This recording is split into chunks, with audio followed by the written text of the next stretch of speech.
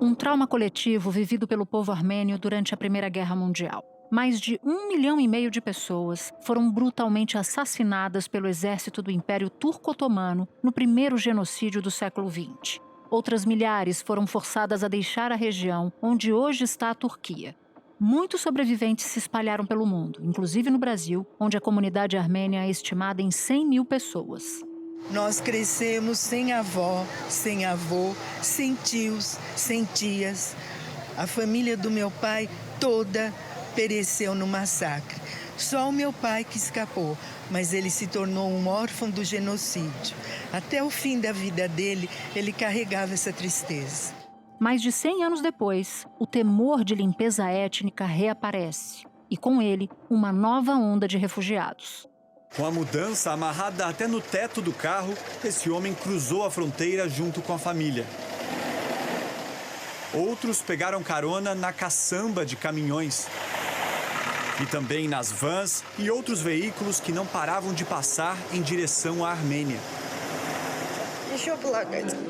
Com a filha no colo, essa mãe chora ao falar de tudo que deixou para trás.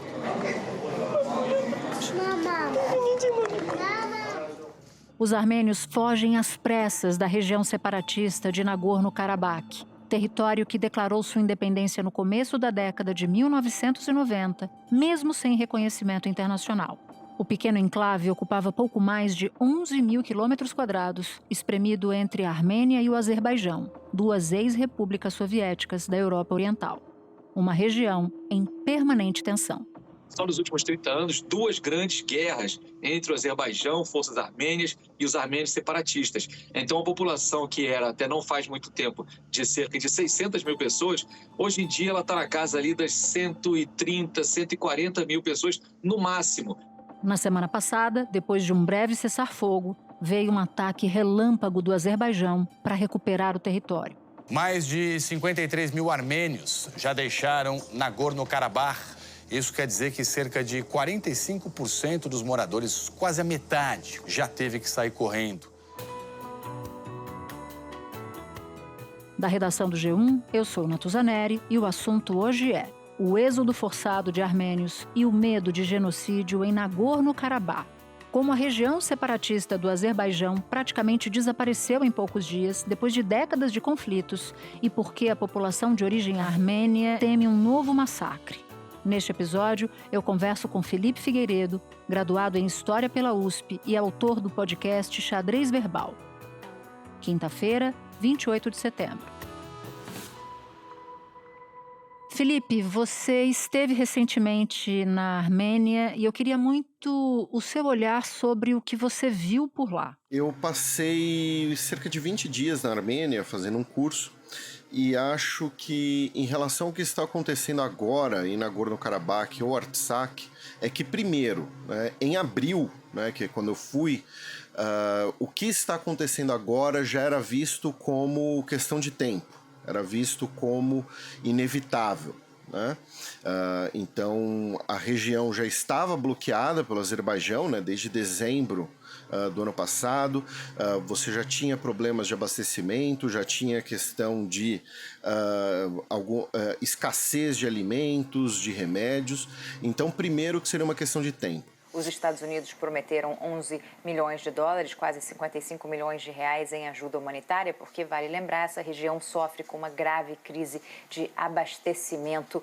Segundo, acho que uma coisa interessante que é importante destacar é que, embora sejam eventos não relacionados, para os armênios, e isso ficava muito claro conversando com as pessoas, e especialmente pessoas que residem perto da fronteira, né, a angústia dessas pessoas, a Armênia e os armênios, eles têm um trauma nacional coletivo que é o genocídio de 1915. Então, para os armênios, não se trata de uma questão apenas de direito internacional ou de fronteiras com o Azerbaijão, mas de uma continuidade, né, do genocídio de 1915, ou de uma retomada do genocídio de 1915, é algo bastante traumático e bastante sensível para eles. Os poucos países que reconhecem demoraram para reconhecer. O primeiro a reconhecer foi o Uruguai no aniversário de 50 anos do genocídio em 65. Em 75 foi a vez do Chipre, depois a Rússia, o Líbano reconheceu em 97, na América do Sul a Argentina foi a primeira, o Chile, o Uruguai, a Venezuela reconhecem. Mas alguns países não reconhecem para evitar atrito com a Turquia. Acho que vale a pena você nos explicar, tentar descrever as regiões que estão em disputa, os limites dela, porque a gente vai entrar um pouquinho mais adiante sobre esse olhar ou falta de olhar do mundo. Então, a principal região agora, nesse momento, né, é a região da autodeclarada República de Artsakh, né, que é uma região que declarou sua autonomia no início da década de 1990, no contexto da Primeira Guerra entre Armênia e Azerbaijão. A Armênia e Azerbaijão são dois estados que nascem, né, pós-União Soviética, já em guerra. Esse território, né, ele corresponde ao Oblast, antigo Oblast soviético de Nagorno-Karabakh, né, que é o termo também mais utilizado, e que é uma região que é território do Azerbaijão, internacionalmente reconhecido como do Azerbaijão, porém onde você tem uma maioria da população etnicamente armênia e que não foi consultada, né? Não se vê como consultada na elaboração dessas divisas, dessas fronteiras. Além desse território, que é o que está no centro dos acontecimentos agora, nesse momento, em setembro de 2023, nós tivemos a guerra entre Azerbaijão e Armênia em 2020, que envolveu os chamados 7 distritos, que eram outros 7 territórios do Azerbaijão em volta de Artsakh, que foram ocupados pela Armênia desde a guerra do início dos anos 90, que eu mencionei, desde 94 até 2020. Embora toda essa região muitas vezes é chamada de Nagorno-Karabakh, né? O Nagorno-Karabakh para a região é uma coisa, e Nagorno-Karabakh, como esse antigo Oblast soviético, que é esse território que, né, que está no centro das atenções hoje, é outra coisa. Desde dezembro do ano passado, o Azerbaijão fechou a única entrada que liga Nagorno-Karabakh à Armênia. A situação provocou uma grave crise humanitária, com falta de alimentos, remédios e energia no território, onde vivem 120 mil armênios étnicos. A região do sul do Cáucaso esteve no centro de 2 guerras, desde a queda da União Soviética em 1991. A última foi em 2020. Agora, a ação militar na região pode provocar uma nova guerra. O Ministério da Defesa russo disse que mais de 2 mil refugiados de Karabakh, incluindo mais de 1.000 crianças, receberam abrigo temporário no campo usado pelas forças de paz russas no território. O Kremlin rejeitou as afirmações armênias de que a Rússia não tinha feito o suficiente para evitar os combates. O presidente da Rússia, Vladimir Putin, declarou que as suas forças de manutenção da paz estão trabalhando muito ativamente com todas as partes envolvidas no conflito. Agora a gente está falando de um povo que é considerado um povo indo-europeu e que acabou contribuindo muito para a formação da população europeia atual. Acho que vale a pena, Felipe, a gente voltar um pouco para essa história, para falar dessas origens históricas. Explica para a gente, por favor. Basicamente, os armênios são um povo milenar que é nativo, né, do Cáucaso do Sul, é nativo dessa região que nós estamos falando. É uma população que se orgulha muito, né? Se diz o primeiro povo cristão da história, pois simbolicamente a Armênia teve o primeiro rei que se converteu ao cristianismo antes mesmo, né, da conversão do primeiro imperador romano, e claro que isso é apenas um simbolismo histórico. Os armênios, eles no século XIX, início do século XX, habitavam diversas regiões, especialmente, né, do que se convencionou chamar de Oriente Médio, né, da Ásia Ocidental. Então você também tinha grandes comunidades armênias na Anatólia, dentro da atual Turquia, no Líbano, no Egito, né, no Cairo. E com o genocídio de 1915 cometido durante o Império Otomano pelos nacionalistas turcos, nós temos a diáspora armênia, que é a origem, né, a intensidade da grande comunidade de origem armênia que hoje nós temos, por exemplo, na França, e também das comunidades armênias que nós temos no continente americano. Não que não tivessem armênios nesses lugares antes, mas é quando nós temos, né, uma intensificação, e é especialmente a origem, né, da comunidade armênia que existe no Brasil. Né? Ela é mais focada em São Paulo. Né? Em São Paulo você tem ali entre 70 e 100 mil armênios e descendentes. Né? Você também tem uma grande comunidade armênia nos Estados Unidos, né, que é inclusive muito presente na cultura pop, né, as Kardashian, a banda System of a Down, enfim.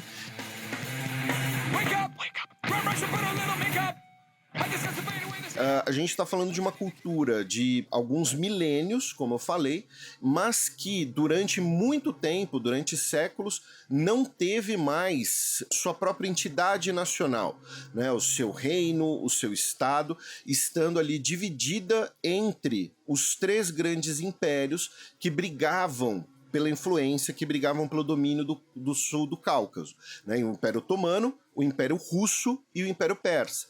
Né? O território que hoje é a República da Armênia era parte da antiga União Soviética e antes disso do Império Russo. E é uma região que foi tomada do Império Persa, enquanto você tinha outros armênios, grandes comunidades armênias, dentro do Império Otomano. É uma divisão que existe até, por exemplo, no idioma, né? O armênio ocidental e o armênio oriental. Espera um pouquinho que eu já volto para continuar minha conversa com o Felipe.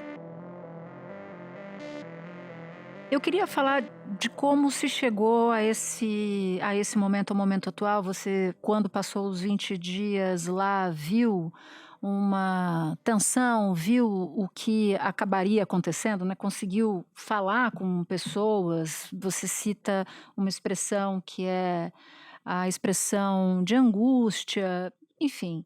Só que para a gente entender melhor tudo, a gente também precisa entender o que aconteceu entre o surgimento das repúblicas socialistas Armênia e Azerbaijana e a Primeira Guerra entre as duas nações. Eu sei que é difícil resumir algo assim, mas vou te pedir para nos contar para que a gente fique todo mundo na mesma página. O Azerbaijão é um país maior, mais rico, mais populoso, que tem mais armamentos, que compra mais armamentos e que, a partir de dezembro de 2022, passou a bloquear essa região de Artsakh, que é onde viviam esses cerca de 100 mil, 120 mil armênios. É uma quantidade de pessoas que parece pouca para nós aqui no Brasil, mas a gente tem que lembrar que a Armênia inteira tem uma população de apenas 3 milhões de pessoas. Essa região, ela foi bloqueada, violando o acordo de cessar-fogo da guerra de 2020, que estabeleceu no cessar-fogo mediado pela Rússia a necessidade de um corredor humanitário, né, entre Nagorno-Karabakh e a República da Armênia, o corredor de Lachin, que seria mantido e supervisionado pelas forças russas, né, os peacekeepers russos. Isso não foi efetivamente realizado. Pelo contrário, nós tivemos esse bloqueio, como mencionei, que começou com a justificativa de manifestantes ambientais. A região ela fica completamente cercada pelo Azerbaijão em 2020. Aí, a partir do final de 2022, essa região é bloqueada. Tá? Você teve um processo de escassez de alimentos, um processo de escassez de remédio, um processo que diversas entidades, como a Genocide Watch, vão dizer que era o prenúncio de um genocídio. E depois desses 9 meses, o Azerbaijão, no dia 19 de setembro, iniciou sua chamada Operação Antiterrorismo, né, afirmando que grupos terroristas armênios teriam colocado minas em estradas e causado a morte de policiais azerbaijanos. E o primeiro comboio de ajuda humanitária da Cruz Vermelha chegou agora há pouco à região de Nagorno-Karabakh, que é disputada pela Armênia e o Azerbaijão. São 70 toneladas de suprimentos. A Rússia, que faz uma mediação entre os dois países, também enviou ajuda. Hoje de manhã chegaram 50 toneladas de alimentos para a região. O enclave enfrenta escassez de combustível há meses por consequência do bloqueio estabelecido pelo Azerbaijão. Nas emergências, com centenas de vítimas, profissionais de saúde reclamavam da falta de remédios e equipamentos. Esse território, embora ele seja de maioria armênia e disputado, ele é internacionalmente dentro das fronteiras azerbaijanas. E essa operação antiterror durou basicamente 24 horas, até que nós tivemos uma intervenção diplomática, especialmente dos Estados Unidos, pelo secretário de Estado Antony Blinken, que basicamente orientou pela capitulação, né, para evitar um banho de sangue ainda maior, e as forças de autodefesa armênias na região se renderam. Desde então que nós temos visto dezenas de milhares de armênios nessa região se tornando refugiados dentro da Armênia e uma expansão, né, cada vez maior da presença militar azerbaijana, incluindo nas principais cidades, e existe um medo muito plausível, né, do cometimento de atrocidades, dado o histórico de violência, tanto de azerbaijanos contra armênios, quanto de armênios contra azerbaijanos nas últimas décadas. É um conflito que não começou agora e não é só Azerbaijão e Armênia que estão envolvidos. Você tem a Turquia diretamente fornecendo armas e insuflando o Azerbaijão. Então, a limpeza étnica, se não chega a se configurar como genocídio, você pode configurar como crime contra a humanidade ou, se houver um conflito armado, como um crime de guerra. Então, em vez de você bombardear em grande escala e destruir tudo, você torna impossível que as pessoas continuem a viver naquela região. Mediante exações de violência, de você invade casas e faz revistas, de você detém pessoas sem ter mandato e sem ter nenhuma evidência de crime cometido. O Azerbaijão e a Turquia são aliados muito próximos. A Turquia é um país da OTAN. E além de uma aliança política militar, existe uma aliança cultural muito forte sob o slogan de uma nação, dois estados. Então, para os armênios, não se trata de uma série de retaliações, de violências. Quando a Armênia toma esses 7 distritos, cerca de 700 mil azerbaijanos são expulsos para um lado da fronteira e 500 mil armênios são expulsos para o outro lado da fronteira, mas para os armênios a situação é mais profunda. A situação, na verdade, é uma possível retomada, uma continuidade das políticas anti-armênias que contribuíram para o genocídio de 1915. Os armênios, eles sofrem um preconceito, um estereótipo preconceituoso por parte, por exemplo, da mídia azerbaijana, por parte do governo azerbaijano, que remete muito aos estereótipos do antissemitismo. Né? Então, porque os armênios são pessoas que vivem por aí, que são ligados aos bancos, né? Fala-se de questões questões físicas, como por exemplo, supostamente narizes grandes, né? Então eles são banqueiros de nariz grande que controlam tudo. Então isso é muito presente na mídia azerbaijana, nas escolas azerbaijanas, esse estereótipo que remete muito aos estereótipos antissemitas que a gente vê e via no Ocidente. Agora, você citou, por exemplo, a OTAN e isso me remeteu para a comunidade internacional.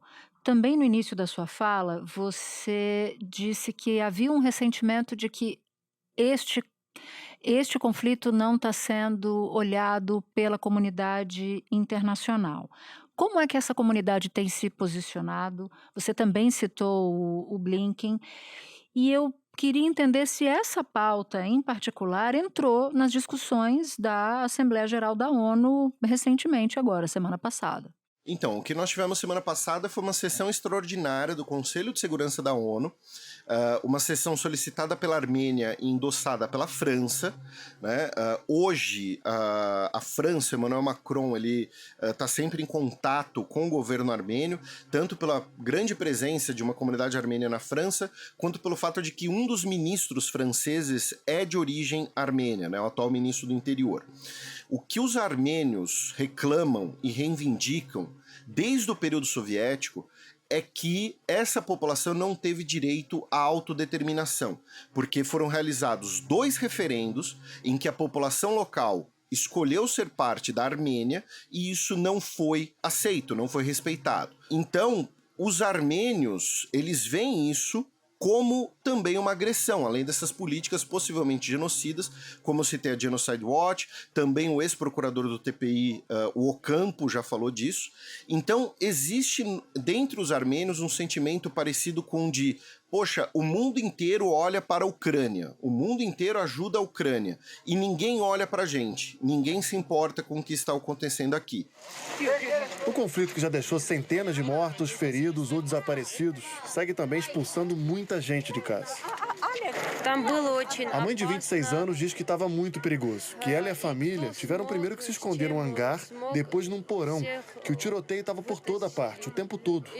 Não existe uma única chance de eu voltar para lá, ela disse. O senhor de 69 anos diz: os últimos dias foram, mal sobrevivemos. Um negócio assustador.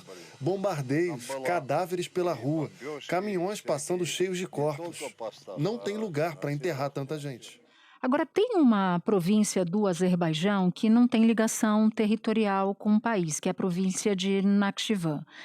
Entre esse território e o Azerbaijão, entre essa província e o Azerbaijão, portanto, fica justamente a Armênia. Já que a gente está falando de território, quero puxar para o gancho que você deixou. E há poucos dias, o presidente turco Recep Erdogan, que é o principal aliado do Azerbaijão, como você citou, visitou a província para inaugurar uma obra de um gasoduto entre Nakhchivan e a Turquia. Existe, na sua avaliação, a possibilidade de a gente ver mais territórios em disputa e de o Azerbaijão tentar tomar uma parte do território armênio para criar uma ligação por terra entre o Azerbaijão e Nakhchivan? Sim, existe esse risco. Além desse risco, existe esse temor. Nakhchivan, como você mencionou, é um território, né, é um enclave, né, do Azerbaijão, que fica separado do resto do país pela Armênia, e você tem como parte desse projeto, né, o corredor de Zangezur, né, que seria um corredor ferroviário e rodoviário que ligaria as duas partes do Azerbaijão. E mais do que conectar as duas partes do Azerbaijão, Natuza, e a sua pergunta foi muito boa, esse é um projeto que está ligado ao projeto pantúrquico. É um projeto que conta com o apoio da Turquia e de outros países túrquicos, né? Por quê? Porque com o corredor de Zangezur não é apenas o Azerbaijão que estará conectado. Todos os países túrquicos ficarão então conectados via o Mar Cáspio. Turquia, Azerbaijão, Turcomenistão, Tadiquistão, Cazaquistão, Quirguistão e Uzbequistão. Felipe, foi muito importante ter você aqui hoje nesse encontro de podcasts. Muito obrigada pelas explicações todas. Um bom trabalho para você. Eu que agradeço, Natuza, agradeço toda a equipe. Este foi o Assunto, podcast diário disponível no G1, no Globoplay ou na sua plataforma de áudio preferida. Comigo na equipe do Assunto estão Mônica Mariotti, Amanda Polato, Lorena Lara, Luiz Felipe Silva, Thiago Kazuroski, Gabriel de Campos, Nayara Fernandes e Etos Kleiter. Eu sou Natuza Neri e fico por aqui. Até o próximo assunto.